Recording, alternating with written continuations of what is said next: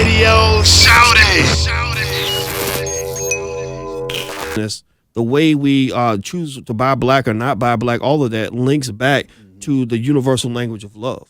You know, and if you understand love, then you can understand investing, you can understand risk return, you can understand all of that. So financial lovemaking was just kind of like a fun little exercise. Yeah. You know, so a lot of couples will read it to talk about how they can merge, because that's the thing. Black people, unfortunately, because so many of us are traumatized and have that distrust, we have a hard time loving each other. And the way a love relationship works is the same way an economy works.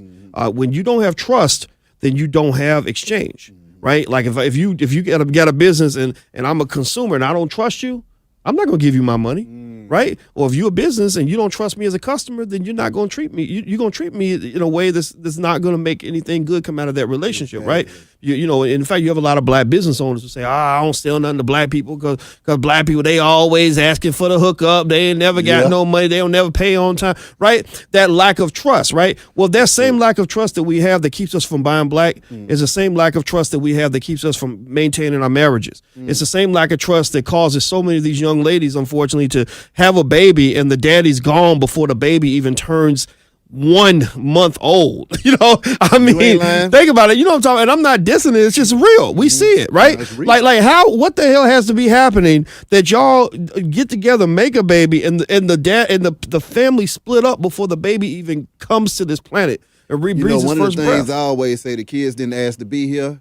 And you figured out how to love somebody for them few minutes that y'all was getting it on, so y'all better figure it out when it comes to raising this child. Absolutely, and it is crazy. I mean, and I mean, the obvious thing is that's really not love, right? Exactly. That's something else. It's lust, it's attraction, it's all of that. Exactly. It's instant gratification. It's I want this because it's going to feel good, right? To me, love is something that's much stronger, subtler, requires more discipline, more commitment. Me really loving somebody, especially if I'm traumatized and I'm hurt, me loving somebody requires a lot of discipline. I got to fight through some walls. I got to fight through my walls and then your walls. You know what I mean? And so really, if you think about it, the ability of a black man to love a black woman requires him to have a deep-seated commitment to the black woman because the black woman's been through so much. In fact, for many black women, the first man she ever loved, her father, was not there for whatever reason.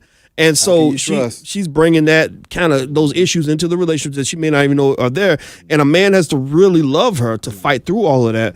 And the same thing is true. We know a lot of brothers out here are crazy because of what we go through as black men. You know, so black people loving each other requires a lot of work. So to me, that same love language must translate into an economic language. In order for a black consumer and a black business to love each other enough to want to support each other, you got to fight through some stuff. You're going to deal with some black businesses that might disappoint you. That's right. You know, that might not have the service you want, that may not have the prices you want. But if you really love your community, you know what I mean? If you're not just sort of in it because you're looking for the cheapest price all the time, then you're going to stick with it. You know, one black business lets you down, you go find another one. You know, so it's all the same thing. Another question, how easy is it to really invest? Because a lot of times we all see lump sums of cash, but we just don't know where to put it. Okay, you don't trust the bank, you don't trust yourself. You just say, you know what, let me just put the money out of sight and out of mind, and I'll come back to it, and hopefully it's magically grown somehow.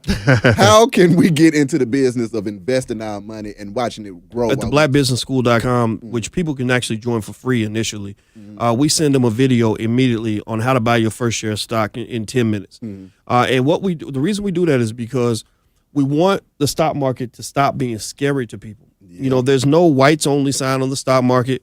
You ain't got to be a millionaire to be in the stock market. You ain't got to have a PhD in finance to invest in the stock market.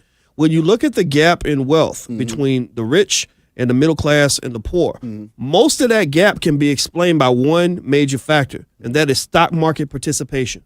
You see, your money is not, you ask a 4-year-old, like, what is money? A 4-year-old will say something like, money's what I use to buy stuff, right? Or I can go buy candy with that, right? But then you go up 20 years, that same person might still think that that's what money is, that money's just used to buy stuff. And that's what they call consumption. Money's not supposed to be used all the time for consumption. Money is capital.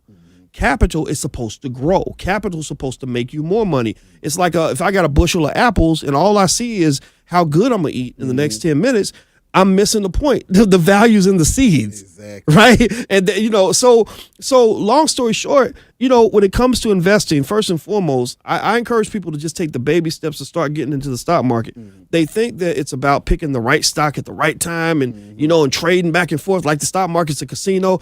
It ain't none of that. No, really, and I've studied all this. My whole dissertation was on the stock market. I know I studied the data, the history, all of that. And I'm going to tell you like this. Look, basically like this. If somebody wants to get started in the stock market, all they got to do is take about $100 a month and invest $100 a month in the market.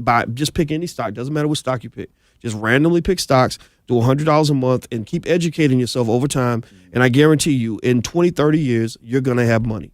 You're going to have a lot of money. And so some people may say, well, 30 years, I don't want to wait that long. But if you got a newborn baby, I mean, think about this. You do that for your child from the time they're born. And by the time they're 30, they got hundreds of thousands, if not over $1 million available in the market. That's a game changer for them. They can make different life choices than you made. They're not going to have to go in debt to go to school. They're not have to go in debt to buy a house. They're not going to have to go in debt to get married. You know what? They're going to be able to quit their job and start a business and get the money without it being a big deal.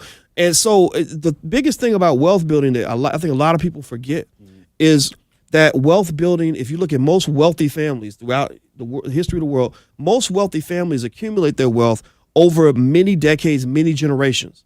Wealth building is not a sprint. It's not a sprint. It is a marathon, and it's a relay race. It's something where you run as fast as you can. You hand the baton off to your kids and make sure they're in a better position than you were. Radio Shouty.